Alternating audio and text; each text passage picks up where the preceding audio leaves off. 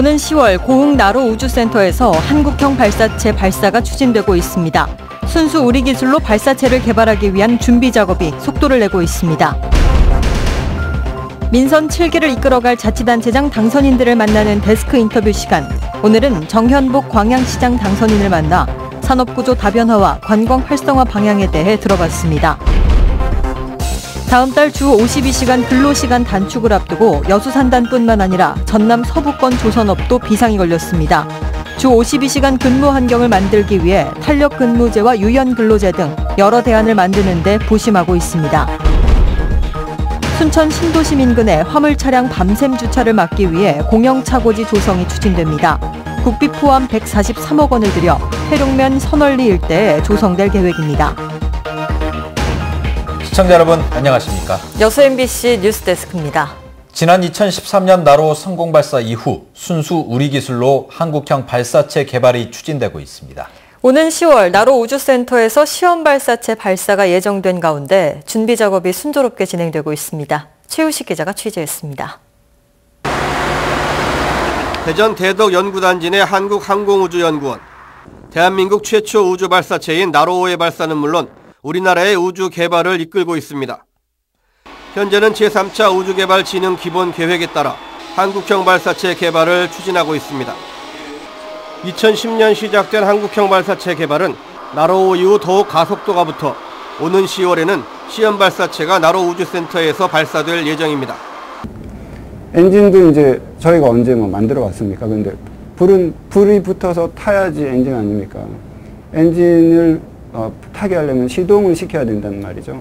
그 시동 과정을 어떻게 시퀀싱을 정확하게 정의를 하고 고흥 나로 우주센터 엔진 연소 시험과 발사체 조립, 발사대 구축과 발사체 추적 시스템 시운전 등 시험 발사체 발사 준비가 한창입니다. 이 모든 과정은 백지 상태에서 시작한 쉽지 않은 도전인 만큼 수없이 반복된 성공과 실패의 경험은 고스란히 우주 개발의 역사가 되고 있습니다. 시험 발사체는 한국형 발사체 1단부에 들어갈 75톤급 엔진 4기 가운데 하나를 장착한 형태입니다. 지금까지 77차례의 엔진 연소 시험은 물론 엔진과 추진 기관을 결합한 발사체 시험도 성공적으로 이루어졌습니다. 1년 5개월? 굉장히 빨리 했다고 생각하는데도 한 1년 5개월 정도가 걸렸어요. 그 문제를 이제 해결해서 새로운 설계를 만들어낼 때까지. 다음 달까지는 실제 비행 모델의 조립도 마무리됩니다. 올가을 시험 발사에 성공하면 한국형 발사체는 오는 2021년에 발사됩니다. 한국형 발사체를 넘어 달 탐사까지 대전 항우연과 고흥 나로 우주센터를 오가는 우리나라의 우주 탐사 계획이 역사적인 카운트다운을 시작했습니다. MBC 뉴스 최우식입니다. 올여름 전남 지역의 평균 기온은 평년과 비슷하고 강수량은 평년보다 조금 적겠습니다. 광주지방기상청에 따르면 다음 달부터 9월까지 북태평양 고기압의 영향으로 무더운 날씨가 이어지겠지만 월 평균 기온은 25도 안팎으로 평년과 비슷할 것으로 전망됩니다. 또 7월과 8월엔 강한 소낙성 강수가 내리는 곳이 있겠지만 월 강수량은 200에서 300mm로 평년과 비슷하거나 적을 것으로 예상됩니다. 김영록 도지사 당선인이 전국 하위권에 머물고 있는 전남도의 청렴도를 끌어올리겠다고 밝혔습니다. 김 당선인은 지난해 공공기관 청렴도 평가에서 전남이 13위를 기록하는 등 지속적으로 낮은 수준에 머물고 있다며 청렴도 향상을 위한 대책 마련과 투명한 인사 추진을 강조했습니다. 김 당선인은 또 현장 방문의 일환으로 여수산단과 순천 청춘창고를 방문해 애로사항을 청취하고 관계자들을 격려했습니다. 더불어민주당 여수갑 지역위원회가 비리당원에 대해 엄정하게 대처하겠다는 입장을 밝혔습니다. 더불어민주당 여수갑 지역위원회는 오늘 선거 과정에서 제기된 각종 의혹에 대해 수사 결과에 따라 관련자들을 엄정하게 처리하고 앞으로 소속 공직자들이 비리에 연루될 경우 공천 배제와 당원권 정지, 제명 등의 조치를 하겠다고 밝혔습니다. 지역위원회는 또 여수시장 선거에서 민주당 후보가 낙선한 것에 대해 무거운 책임감을 느낀다며 기명투표와 전남대 여수 캠퍼스 활성화 등의 공약을 지키고 행정에 대한 협력과 견제를 통해 여수 발전을 위해 노력하겠다고 덧붙였습니다.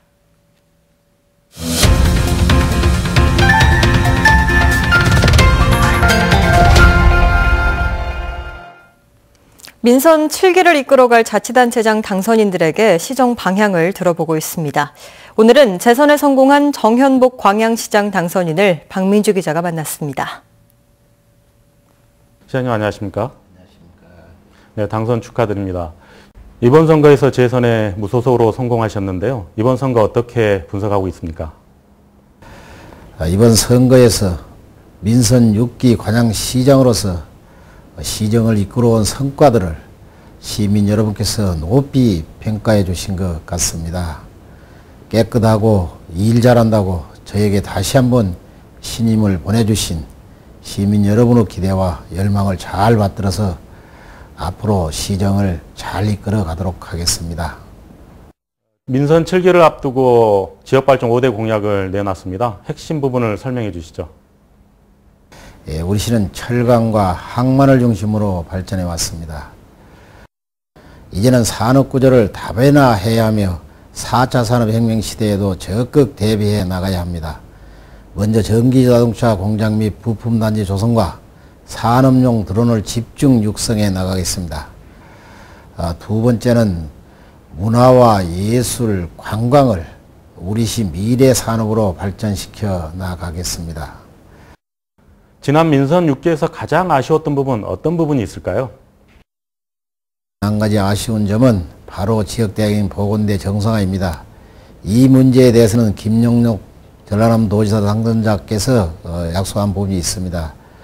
도와 연계해서 광양보건대가 살아날 수 있도록 모든 노력을 다하겠습니다.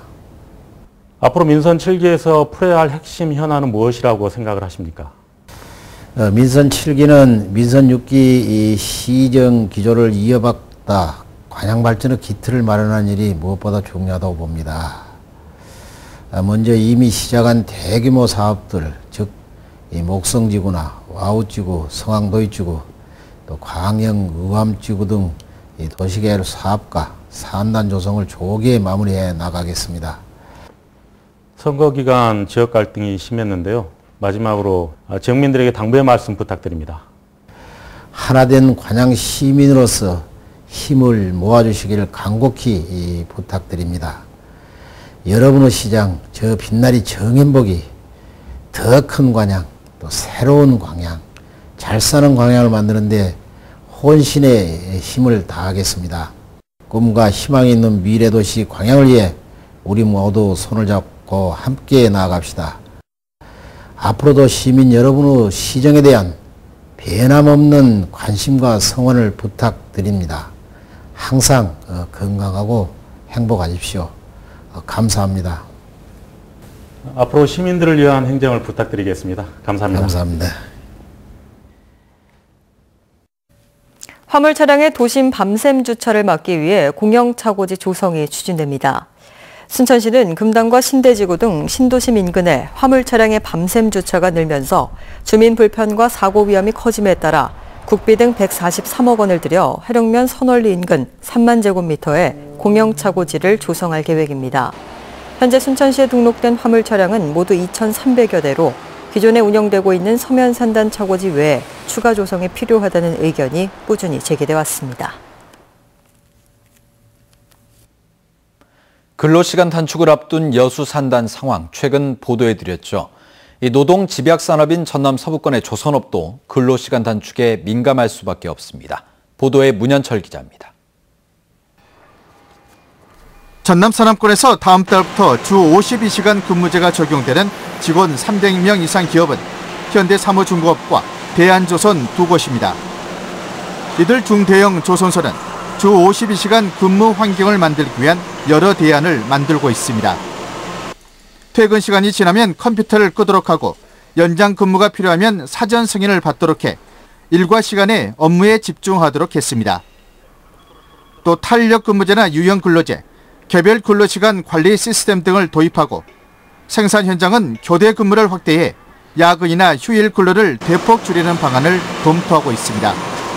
오는 2020년부터 주 52시간제가 적용되는 직원 300명 미만 조선 관련 협력업계도 대책 마련에 부심하고 있습니다. 당장은 주 68시간 근무제를 엄격하게 이행해야 하기 때문에 직원별 근무시간 조정과 교대 인력 확보에 나서고 있습니다. 지금 68시간 맞추려면 밤 9시까지 연장 근로 6일간 하고 일요일은 쉬어야 되는데요. 근데 그러려면 이제 공정을 못 맞춰요. 도기 2년 뒤 주 52시간제가 시행되면 영세한 협력업체로서는 문을 닫아야 할 지경이라고 하소연합니다. 또 납품 규례에 맞춰 철야나 휴일 작업을 할 수밖에 없는 임가공 위주의 일 특성상 주 52시간 근로제는 영세 협력업체에게는 재앙이라며 정부 차원의 해결책 마련을 요구하고 있습니다. MBC 뉴스 문현철입니다. 지난 16일 고흥거금도 입금 해수욕장에서 실종된 중학생 16살 A군이 6일 만에 숨진 채 발견됐습니다. 사고 이후 바다를 수색하던 해경은 오늘 오전 8시 40분쯤 사고 지점 인근을 지나던 어장 관리선으로부터 변사체를 인양했다는 신고를 받아 확인한 결과 A군의 시신으로 확인됐다고 밝혔습니다. 어젯밤 11시 반쯤 여수시 신기동의 한 도로에서 길을 건너던 43살 박모 씨가 승용차에 치였습니다. 박 씨는 사고 직후 인근을 지나던 시민의 응급처치를 받아 다행히 생명엔 지장이 없는 것으로 알려졌습니다. 경찰은 박 씨가 무단 횡단을 하다 사고가 난 것으로 보고 정확한 경위를 조사하고 있습니다. 여름 성수기를 앞두고 연간 10만 명이 찾는 광양 백운산 자연휴양림이 큰 인기를 얻고 있습니다. 광양시는 여름철 성수기 백운산 자연휴양림의 숙박시설 이용객을 접수한 결과 6,825명이 신청했으며 이 가운데 10.3%인 704명이 컴퓨터 무작위 추첨으로 당첨됐다고 밝혔습니다. 시는 예약 취소나 미결제분을 대상으로 오는 30일 오후 1시부터 예약일 30일 전 기준으로 선착순 예약을 신청받습니다. 순천대학교가 고부가 금속 소재 전문 인력 양성 사업 대상 학교로 선정돼 맞춤형 인재 개발이 기대되고 있습니다.